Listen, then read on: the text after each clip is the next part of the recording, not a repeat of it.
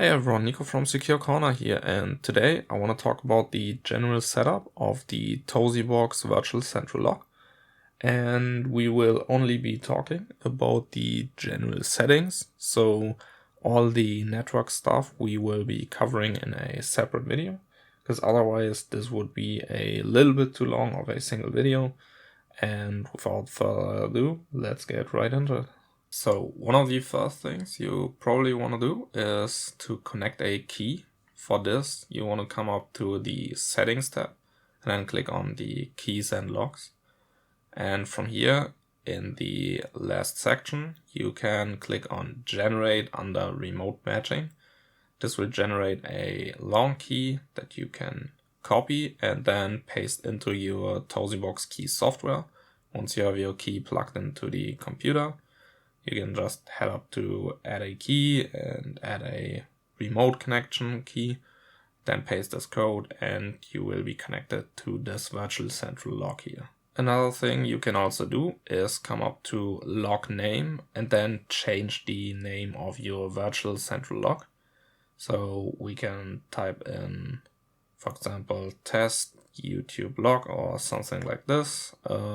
Actually, that should be a Y. And then click on save. And now our lock should be named test YouTube lock. And as we can see, it says here test YouTube lock. And this will also be displayed under the key software.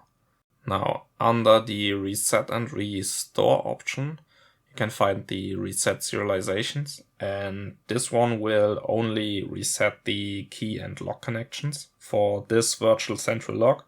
So you will not actually reset any settings that you did here, and it basically will only delete the connections between any locks and keys that you have with this virtual central lock. Under change password, obviously you can change the password for the WebUI of this Tosibox virtual central lock. And this is gonna be a little bit tricky if you don't have the old password. So definitely just make sure to save it once you configured it at the start. I think I said it in the last video where we actually set up the virtual central lock. You want to make sure in general with Tosibox to keep the password somewhere safe. Just write it down somewhere where you do know where it is. That's going to be really important because resetting Tosibox password, especially on the virtual central lock, is quite a difficult task. So therefore, just really make sure to keep the password somewhere safe.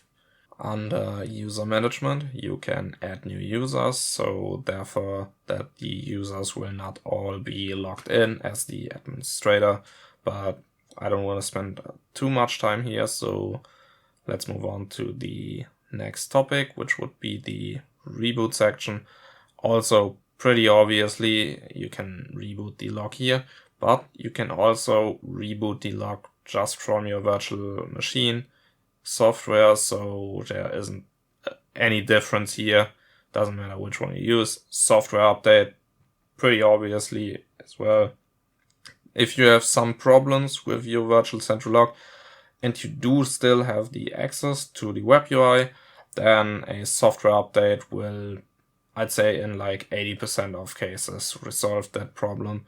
That's also a really common thing here, that something doesn't work anymore and Tosibox already made an update for that, so you just load that update and whatever isn't working for you anymore then works again.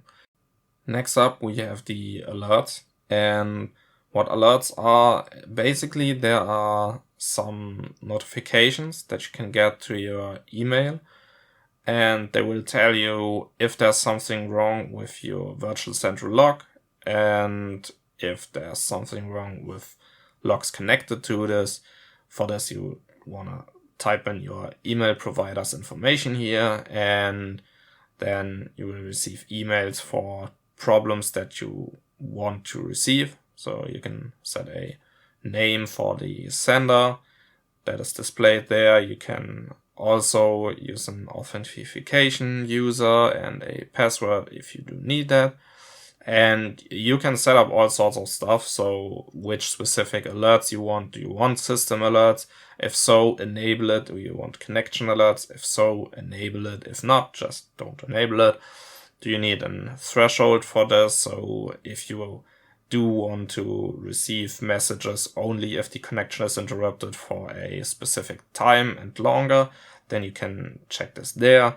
And you have a lot of stuff that you can play around with, but in general, this is a pretty useful setting, especially if you have multiple Tosibox virtual central logs and a lot of logs that are connected to this. So if anything goes wrong, you don't want to wait for any of your clients or your employees to just basically tell you, oh, I don't have connection, and then you have to search which virtual central log is causing the trouble. Is it maybe the log instead of the virtual central log? Where can I resolve that problem? And if you have the alerts enabled, you will receive a message. You will know something's wrong before anyone tells you, basically. And you will have a message where you can actually see which log, which virtual central log is causing the trouble. And you can resolve this a lot faster than if you go on the manual search for the problem. And at last we have the advanced settings, and here you can set all sorts of options like the allow remote support from Tosibox, and by default this should be enabled. If not, I would recommend enabling it, because this can be basically your last save if anything goes wrong with the virtual central log. Because remember, if the PC, for example, has trouble in general, the server that is the virtual central log running on, and you might have a backup, but something's not working, having this enabled will most likely be your last save in case something is really wrong. Make sure to remember the MAC address for that, because that way the Tosibox support can actually see what's up with your log. And after that, obviously time zone. You want to make sure that you are in the correct time zone. You can use an NTP server if that's necessary for you. And in my case, that is actually wrong here. I'm going to set Europe Berlin. There it is. And for the VPN cipher, I would recommend it to always be the best encryption, I'm gonna say, so 256 right now. If one day there will be a better encryption, I would also recommend using that. In theory, using a lower encryption like 128 is a little bit faster, but in reality, this doesn't really make a difference, and you wanna take in the security from the higher encryption over speed. So I would recommend leaving it under the 256 for now.